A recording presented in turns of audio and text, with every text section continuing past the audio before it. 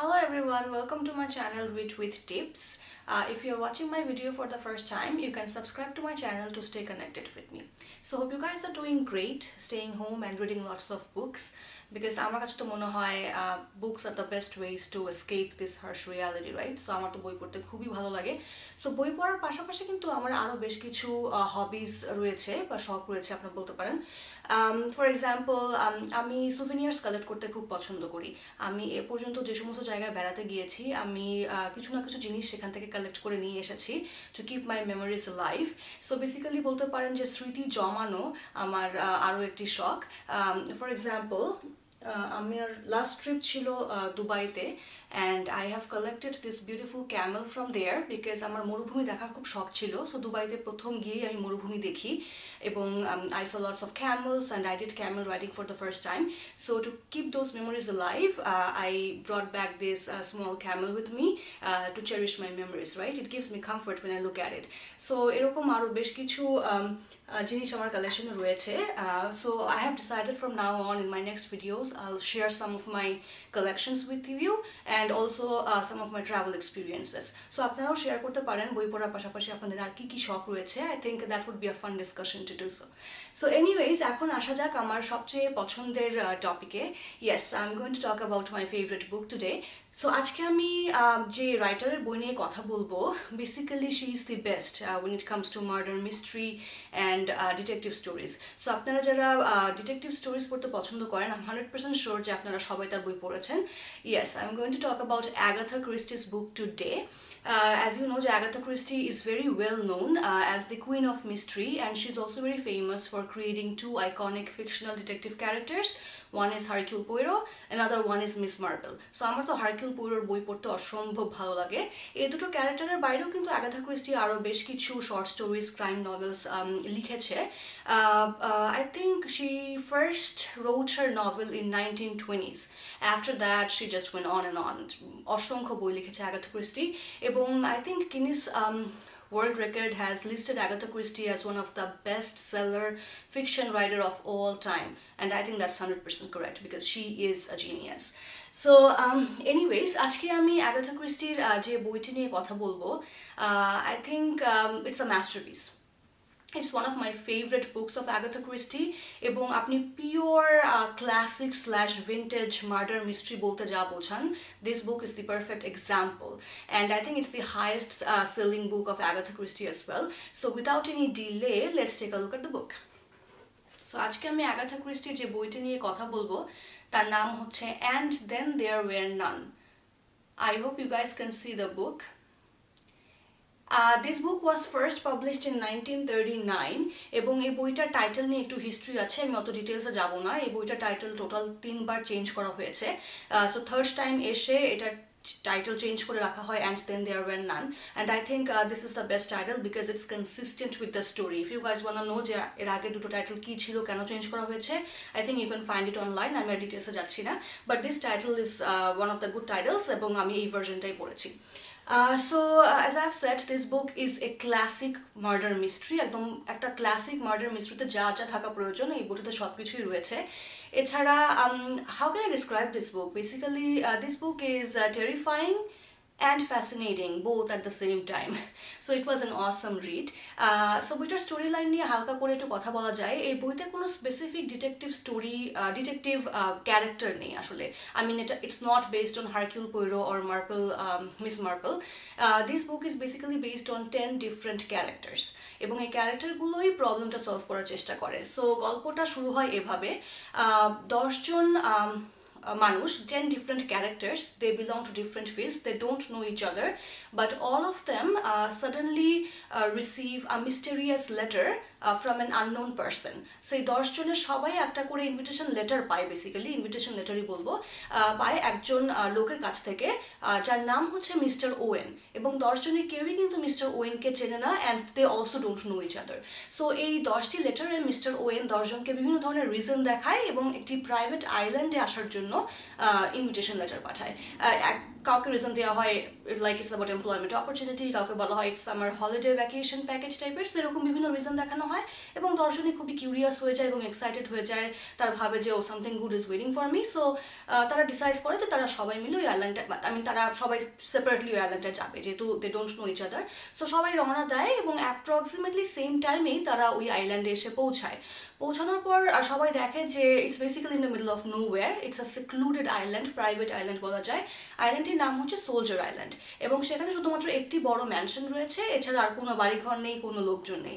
So যাই হোক, সবাই যায়, সেই ম্যানশনে গিয়ে পৌঁছায়। পৌঁছানোর পর দেখে তাদের host mister Owen is not present there, mister Owen সেখানে নেই, বাট তাদেরকে ওয়েলকাম করে একজন কুক এবং একজন বাটলার।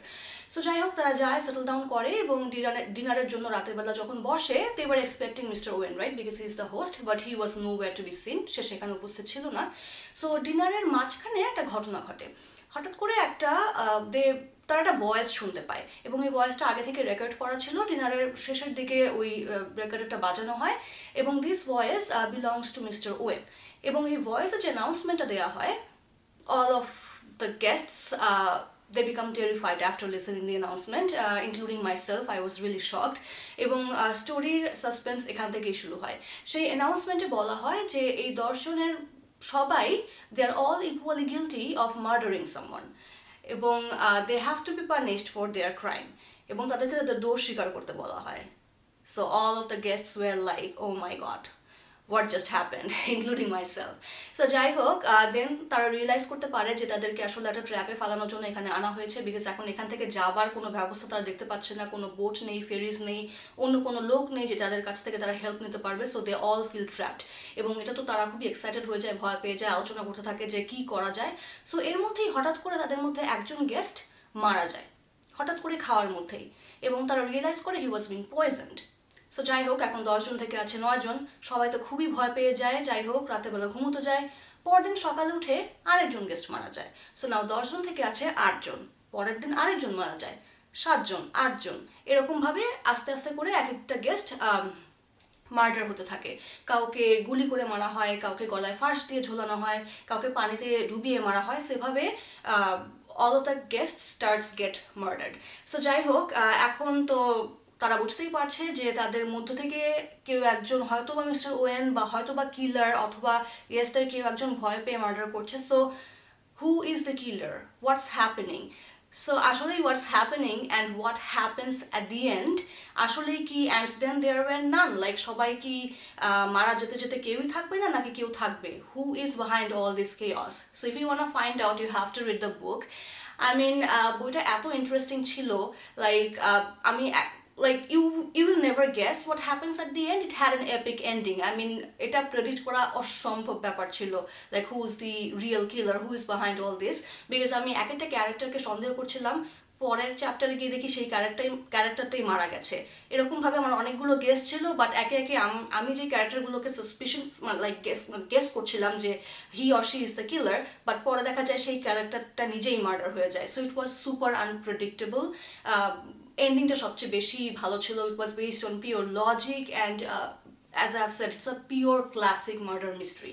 Because আপনি যদি classic murder mystery পড়তে পছন্দ করেন, তাহলে and there were none বইটা যদি না পড়ে থাকেন, then your bucket list won't be complete, right?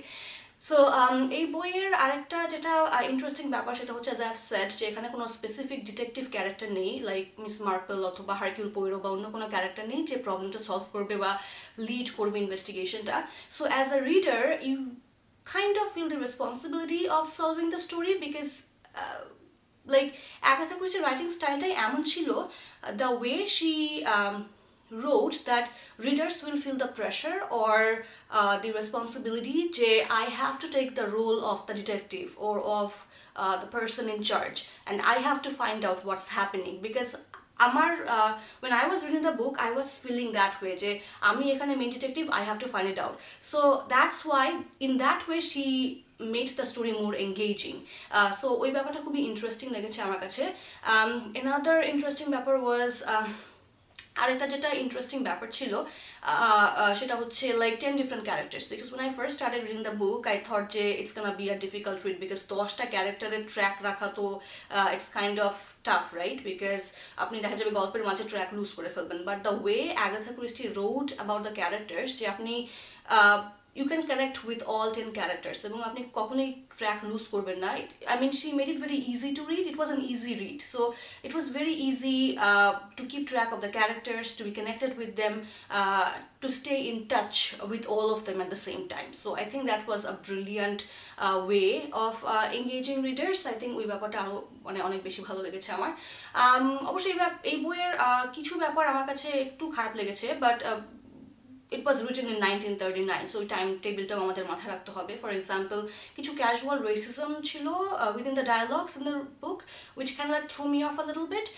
এছাড়া আরেকটা হচ্ছে যে the way এখানে দুটো ক্লাস দেখানো হয়েছে, guests and servants, so how the guests were treating the servants I kind of didn't like that, but again it was written in 1939, so টাইমটেবিলটা মাথায় রেখে ওখান তখনকার লাইক সোসাইটাল এক্সপেকটেশন কেমন ছিল, সোশ্যাল সেটিংস কেমন ছিল, ওটা মাথায় রেখে আমাদের পড়তে হবে।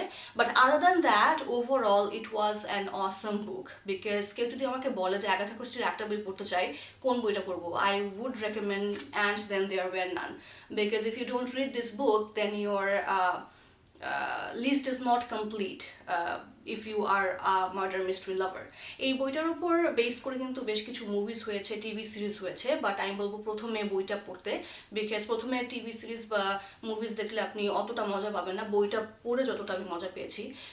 So anyways I think I am almost at the end of this video. আমি আজকে এই বইটা নিয়ে কথা বলতে চাচ্ছিলাম, because it's one of my favourite books, I loved every bit of it. So I hope যে আপনারাও বইটি পছন্দ করবেন, এবং এখন পর্যন্ত না পড়ে থাকলে please read the book and let me know how did you like it, we can have a discussion about that. So again বই পড়ার পাশাপাশি আপনাদের কী কী হবিজ রয়েছে আপনারা আমাকে জানাতে পারেন। We can also share some thoughts regarding your hobbies, and I'll also share some of my travel experiences, collections, and some of my other hobbies as well. So anyways, inshallah, if everything is fine, I'll come back very soon with some new books, with some awesome new characters, and with some wonderful stories. Till then, stay connected with me, subscribe to my channel, and read lots of books, and stay home and stay safe. I think that's it for today. So Allah Hafiz for now.